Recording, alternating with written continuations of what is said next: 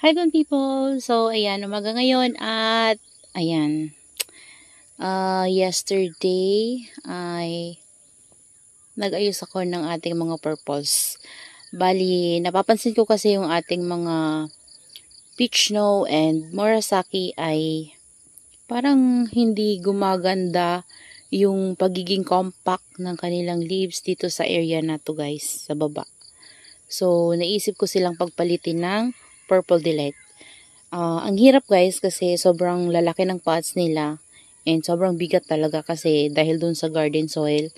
Grabe ang bigat ng mga Purple Delights. Pero yung mga peach snow and Murasaki ko kasi ay hindi ko pa yan nalalagyan ng garden soil na marami. So parang sa top lang ako naglagay sa kanila before ng garden soil. Kunti lang talaga guys. So magaan pa siya kasi karamihan dyan guys ay rice hull talaga. So, yung ating mga Purple Delights kasi ay naripat ko na sila. Nadagdagan ko na sila ng maraming garden soil. Kaya naman talagang napakabigat. So, naisip ko silang pagpalitin para maging compact yung leaves ng ating mga peach snow and Murasaki. Kasi medyo, talaga sila guys. Hiwa-hiwala yung mga leaves nila. Tiliated talaga guys yung mga leaves nila. Kahit na naiinitan sila dito guys ng afternoon. Ayan. Morning, ganito lang yung natatanggap nilang sunlight. Ayan. Ano pala ngayon siguro mga 7 a.m. And, mga yan guys, siguro mga 9, 10 ay nainitan sila dito. Pero, pagdating naman guys ng 3 to 4, natatakpan na kasi sila guys, yung mga pots na natin na nasa taas. Pots ng mga Purple Delight natin na nasa taas. Kaya naman, nakulimliman na sila dito sa baba. So, gusto talaga nila yung intense talaga na sunlight para maging compact yung kanilang leaves. Though yung top naman nila guys ay okay naman. Ganyan naman siya. Pero pagdating dito guys, ayan o, tingnan nyo yung pagitan ng mga leaves. Medyo etillated pa rin talaga. Ayan. Gusto ko kasi talaga yung magkakadikit. Parang kagaya ng Purple Delight guys. Ayan o, tingnan nyo. Diba magkakadikit yung nila, yung leaves talaga nila. Yung pagitan ng leaves nila talagang magkakasiksikan. So, ganun din yung gusto kong mangyari dito sa ating Murasaki and Peach Snow para naman gumanda sila guys. So, ayan, pinagpalit ko sila. Before, ayaw ko silang ilagay dyan kasi kapag umuulan talagang pumapasok dito yung tubig. So, nababasa sila dyan guys, yung mga Purple Delights natin. Pag sobrang lakas ng hangin at saka ng tubig ulan. Pero, ngayon naman guys, ay hindi naman ganun. Lumalakas yung ulan dito. Kahit na umuulan-ulan guys, okay lang naman. Carry lang kasi hindi naman pumapasok dito sa taas na to. So, ang problema lang kasi nito, kapag lagi kasi sila guys nababasa, lalo na yung tubig ulan, ay nagkakaroon sila ng fungus.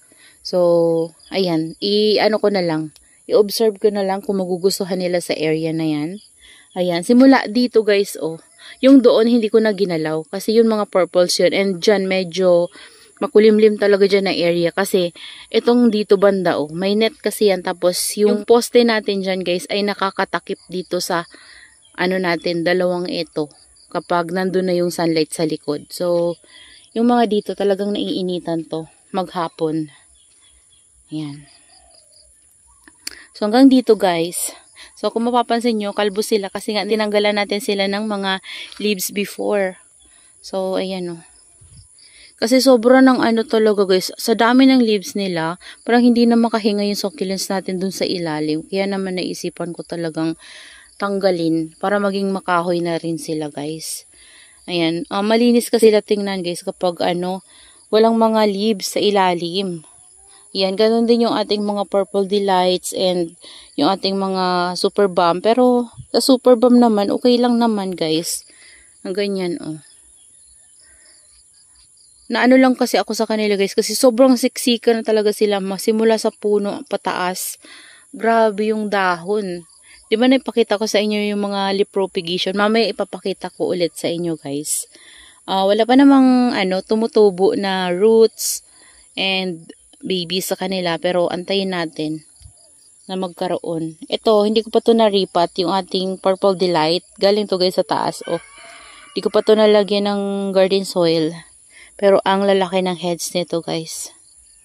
Ito yung nabili ko before kay Ma'am Jessamy. And ito naputol to nung dumating to sa atin guys. Pero tingnan nyo, nagbigay siya ng 2 babies and sobrang laki ng heads niya na ngayon guys. Ayan. And yung iba, the rest naman ay pinutulan ko. So, nagkaroon siya ng 2 babies. Ayan o. Malaki na rin. Ito yung pinutol ko sa kanya guys. So, di ko naman inihiwalay. Ito yung iba. Galing dun. Ito yun siya. Tapos, wala na. Yung iba ay sa ibang pot ko na ata nilagay guys. So, ito. Laki ng heads din guys. So, grabe. So, hayaan ko na lang to guys na humaba. Ayan, hindi na ako magpupugot sa kanya muna. Saka na kapag bare months na ulit. Para mabilis sila guys lumaki. So yung dito ko na variegated guys na inuod, meron na namang pups na isa oh. Inuod kasi to. Ayan na sana yung niya oh. Ganito na din sana siya. Ayan, tumubo ulit yung dahon. Pero nakita ko kasi may uod. Napakaliit na uod guys. Yun yung kumakain. So yun. Natanggal yung 10 pinaka-top niya. Ewan ko ba kung bakit si variegated purple delight ay lapitin ng maliit na uod. Ito kasi ganun din yung nangyari dito guys. Kaya lumiit to. Sana ganito na to. Malaki na sana to. Kasi malaki na din naman na to guys eh. Yung mga leaves niya nga sa ilalim mo. Ayan o. Galing yan dito. Tinanggal ko lang. Kasi malaki yung sa ilalim. Yung sa top ay lumiit siya nung nauud. So ngayon nagre-recover na siya. Ayan. Ayan. So, ito naman, kalbo kasi pinugutan ko to para magkaroon siya ng maraming branch. Kasi tingnan nyo guys, so yung pinugutan ko, yan. O, diba, meron siyang 1, 2, 3, 4 babies na tumubo. Ito, 2. Yan yung pinakauna kong pinugot. So, ito, wala pa. Wala pa to kasi magkasabay ito. Ay, lahat sila sabay-sabay. And ito pa, oh. Ayan. Oh, yan, wala pa yung iba guys. Pero okay lang. Magkakaroon din yan. Antayin lang natin. Ayan. So, ayan sila guys. Dito na yung mga purples natin. Ito di ko na ginalaw. Ang bigat din ito. Kasi mga garden soil na to. Yung mga variegated natin. Ayan. So, dito ko sila nilagay. Ito yung mga dati natin na cuttings. Ayan. Ito hindi ko pa to na-ripat guys. Magaan to. Kasi puro pa to, rice hull. So, napakalalim na ng nito guys. Bumaba na siya, nandito na oh. Yan, nandito na siya oh. Kaya naman napakalalim na. Pero ang daming lipropa sa ilalim oh. Tapos yung pinugutan natin, nagbibis na rin. Yan, dito sa pot na to, nakuha ko dito yung isang variegated na lipropa. Tumubo lang siya dyan guys. Kasi before talaga naalala ko meron akong variegated na pinugot. Variegated na purple delight. So, nawala yung pagka-var niya. So, ginawa ko kasi, di ba nag-cuttings ako. Nakalimutan ko na kung saan ko nilagay. And then, nagtanggal ako ng mga leaves. Nung buhay na sila. Dyan ko lang din hinulog. So, nagkaroon ng, guys, lipropa na variegated yung lumabas. Ito siya oh. Ito yun siya oh. Parang nawawala na naman yung var niya. Sana magtuloy-tuloy. Ayan. Kasi meron talagang purple delight guys na nawawala yung var. Kahit maganda yun yung nabili yung variegated niya. May time talaga na habang lumalaki siya, nawawala yung variegated sa leaves. Ito, tingnan nyo guys. So, punong-puno.